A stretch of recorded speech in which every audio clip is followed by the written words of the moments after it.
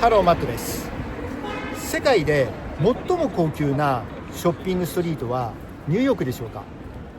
答えは違います。今日はこのロンドンの街を僕と一緒に歩いて、今現在賃料ベースで世界一の通りに並ぶブランドショップを見ながら、最新の業績もお話ししつつ、お買い物に資産性を求める方々のために参考になるような動画を作りたいと思います。では行きましょう。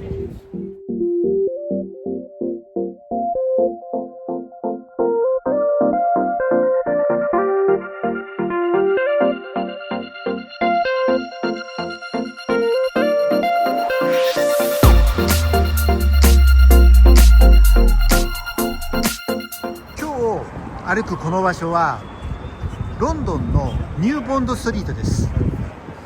こっち側、ここですね。こちら側がリーゼンストリートです。ロンドンでブランドストリートと検索するとリーゼンストリートがトップに出てくるんですね。ですけどそれはもう何年も前の話で、今現在はボンドストリートとニューボンドストリートです。今度こちらを見ると、向こうがねオックスフォードストリートですね。でこちらもね工事をしているとこが多いんですけど、この界隈は新陳代謝がすごく激しいんですね。で新しい物件にしてもそれだけ需要があるんです。ボンドストリートを歩く前にちょっとだけこっちのねクラリッジの方に行ってみたいと思います。せっかくなんでボンドストリートのウェブサイトにやっぱりねクラリッジーズも載ってるんですね。ですからみんな一緒のね仲間だということで相乗効果を上げてると思います。そこですね。そこがクラリッジーズですね。有名なホテルで、僕はねロンドンでナンバーワンだと思ってます。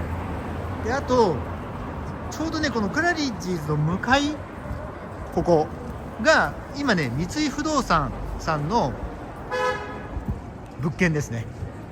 で工事中です。であとついでに言うと、ここがね、ここがヘンドリックスハウスかな。ジミー・ヘンドリックスが住んでたお部屋ですね。で戻りますね。で今日ねすごい数のお店があるんで、あまり無駄話をしないように、そして一つずつのお店であまり時間を取らないように、駆け足でというか、効率よくね歩いていきたいと思います。でオックスフォードストリートをですから背にして、ニューボンドストリートをテムズ川の方、南ですからピカデリーストリートの方に歩いていくってことですね。でこの物件も今工事中ですけど、ここはねフェニックが昔入ってました。百貨店の10年ぐらい前だと思います。でこちらも工事中ですね。だからすごいですよね。もうこれだけの物件ほとんど工事してるんで、今ねこのボンドストリートとニューボンドストリートが世界で一番です。でこれはおそらく、日本のメディアの、報道だと円高ドル安、それから円とユーロ、この関係しかお話ししてないんですけど、これねモンブランですね。モンブランがここにあって、この辺から始まります。でちょっと話を戻すと、このレートの問題はドルとユーロ、それからドルとポンドを比べると今すごくね、この1年特にですけどドル安なんです。ですからそういう意味で5番街、ニューヨークの5番街の賃料が相対的に下がって見えてるってことですね。でここアルマーニですね。今ね事業再生中で、パートナーどうするか、どこかの傘下に入るのかってことですね。でこちらがリモア。リモアが LVMH ですね。ルイ・ヴィトン、モエ、ヘネシーグルー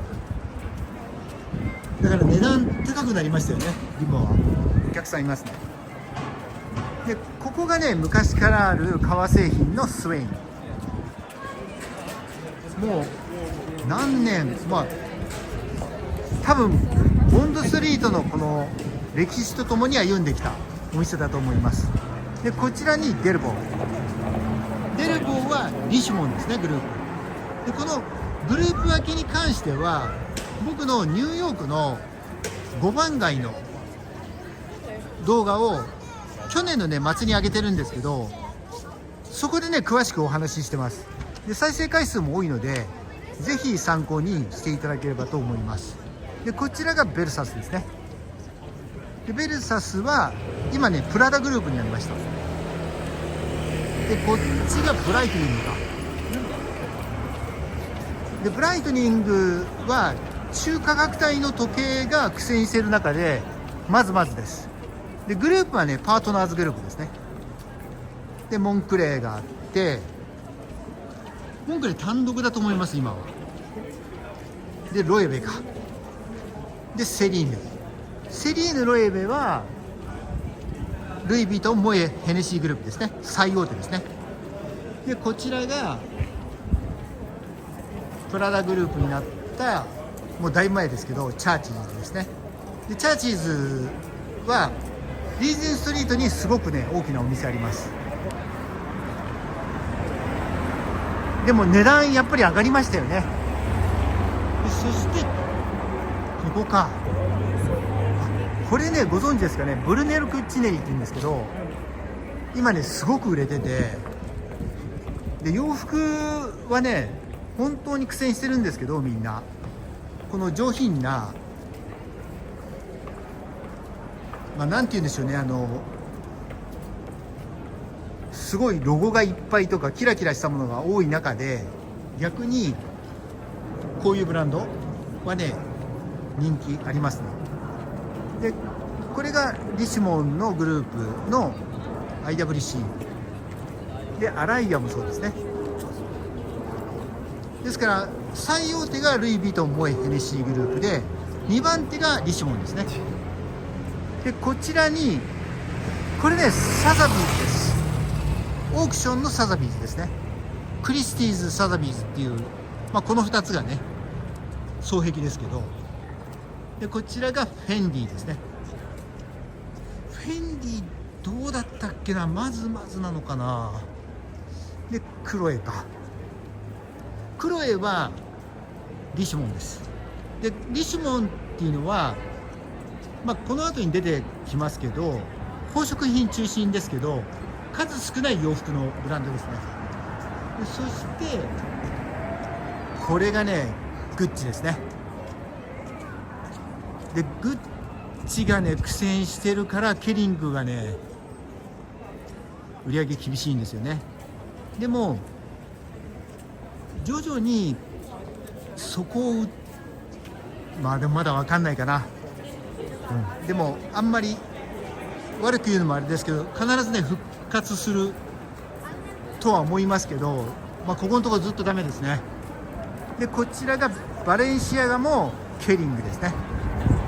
でケリングの決算が悪いのは洋服のブランドが中心だからですけど、この洋服なんだけどミュウミュウは絶好調ですね。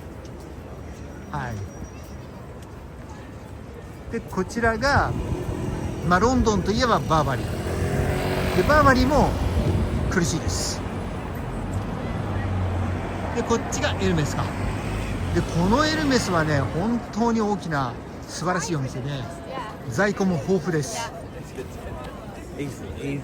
ですからケリーバッグ、それからバーキン、エルメスマラソンしてる方、ここはね外せないと思います。ここはねアポイントを入れて中で待つスタイルなんで、どうでしょう、お店に入ってアポイント入れて1時間ぐらい待つぐらいの余裕が必要でしょうね。そして隣がロロピアナですね。でここもね売り上げまずまずですね。というかいいと思います。先ほどのブルネロ・クッチネリと一緒で上品な、控えめな、でも分かる人に分かるそういうブランドで、ただものすごい高いですけどねこの辺。そしてこっちか、ここがルイ・ヴィトンですね。 LVMH の中核ですね。あ、ちょうど車もすごいのが来ましたね。これすごい、これベントレーだ。ミュルザンヌじゃないですかこれ。あ、違う、ロールスロイスのゴーストだですね。さすがですね。でルイ・ヴィトンは若干落としてますかね。でここがシャネルですね。でシャネルはね単独なんです。でさっきのエルメスも単独です。でこの2つは若干苦戦しているエルメス、違う、シャネルが若干苦戦かな。だけど洋服の比率が高いからしょうがないですよね。でもシャネルのことは皆さんね応援してると思います。でここがディオールですね。ディオールはこちらのルイ・ヴィトン・モエ・ヘネシーのグループですね。ただディオールはね売り上げ2兆円ぐらいあるのですごくね大きいんですね。で話を戻すとエルメスは好調です、当然ですけど。でこの角にパテック・フィリップがあって、ここからボンドストリートになります。ですからこの今まで歩いてきたところはニューボンドストリートで、パテック・フィリップを境にボンドストリートになります。ただ違いは確かにボンドストリートができたのが1720年かな。でニューボンドストリートがその15年ぐらい後にできたので、そんなにね差はないんですね。でパテック・フィリップ、これエキシビションやってるってことか。でフューチャーイズナウって書いてありますね。あ、クビタスですね。これ出た時に結構批判的な意見が多かったんですけど、発売と同時に完売です。完売というか買えないですよね。パテック・フィリップ生産本数が7万2000本とかそのぐらいなので、でも僕が今まで見た中でこの店一番大きいですね。でちなみに、イギリスというと、先日亡くなったエリザベス女王、それからダイアナさん、お二人ともパテック・フィリップつけてました。でここがジバンシーか。あ、そうそう、ジバンシーで思い出したんですけど、冒頭にお話しした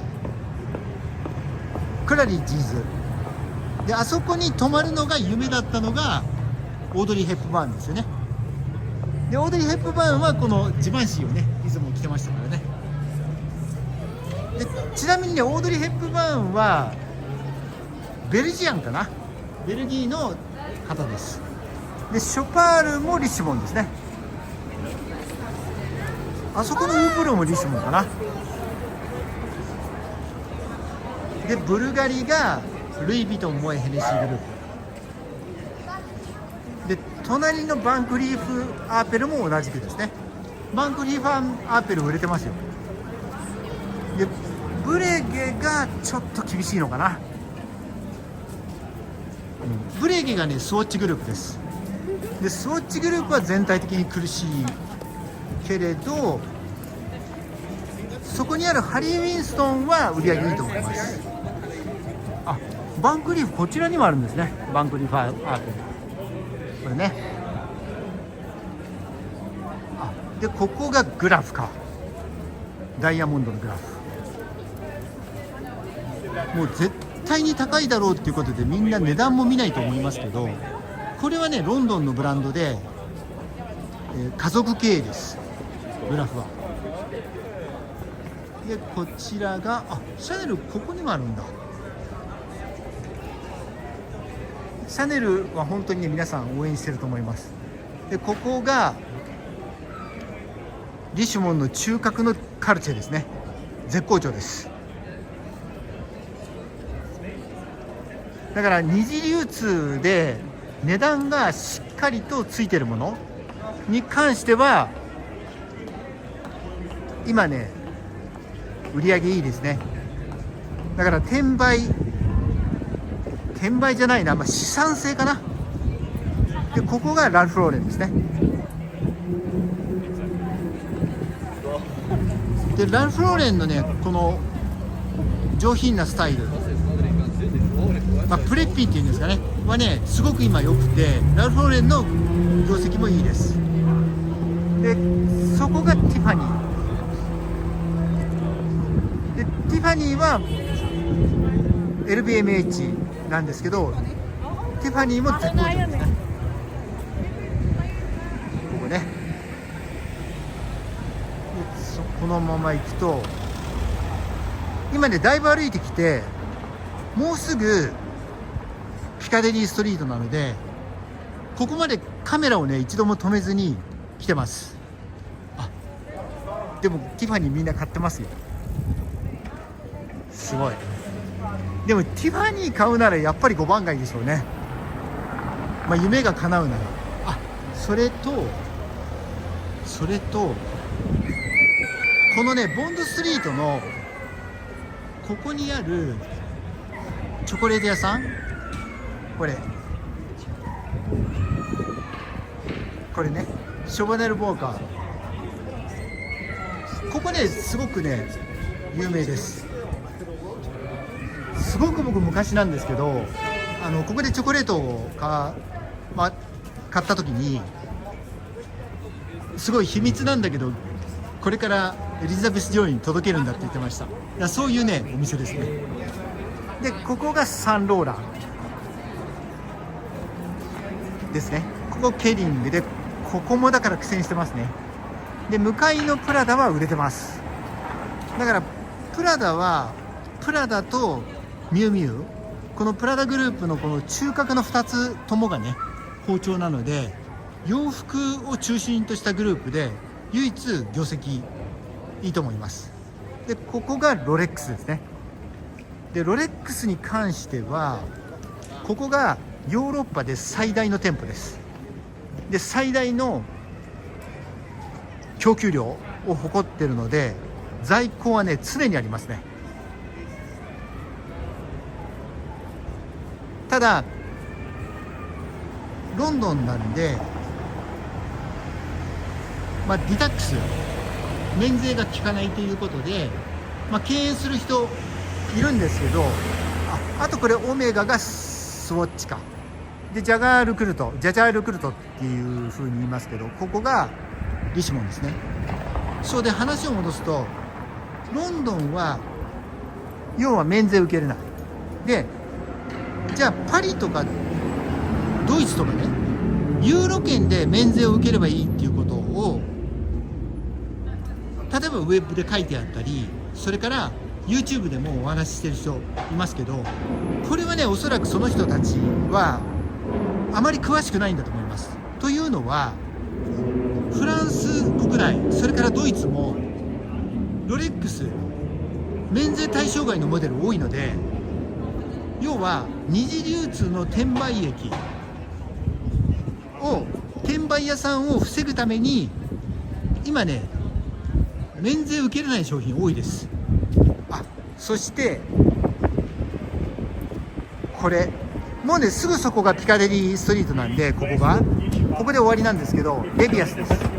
でダイヤモンド世界最大手ですね。でここがね確かここ本店じゃないかな。でイギリスの元々の植民地の南アフリカで創業して、今もねダイヤモンドの相場、それからちょっと前にトランプ大統領のダイヤモンドの投資の話とか、これねデビアス絡みですね。あ、これフェラーリですか。あ、すごい、フェラーリできるんですね。で今ヨーロッパの車のメーカーってほぼ壊滅的なんですけど、もうね大赤字なんですね、みんな中国にやられて。でもフェラーリだけは別格です。フェラーリはね年間生産量がね1万3000台か4000台だと思います。書いてありますよ、これフェラーリライフスタイルフラッシュをアーリー2026だから今年ですね。もうすぐオープンってことか。でこんな感じで、ここがピカデリーストリートですね。ですからこう振り返ると今歩いてきたオールドボンドストリートです。で今日は今現在世界で最も賃料の高いストリートを歩きました。でこの賃料が一番高いっていうのは投資会社、不動産会社のクッシュマンズのアンケートを元にしたお話です。で僕のチャンネルでは、仕事で訪れた場所でのこのようなお話もできればと思ってます。でもし面白いと思ってくださったらぜひチャンネル登録もお願いします。では失礼します。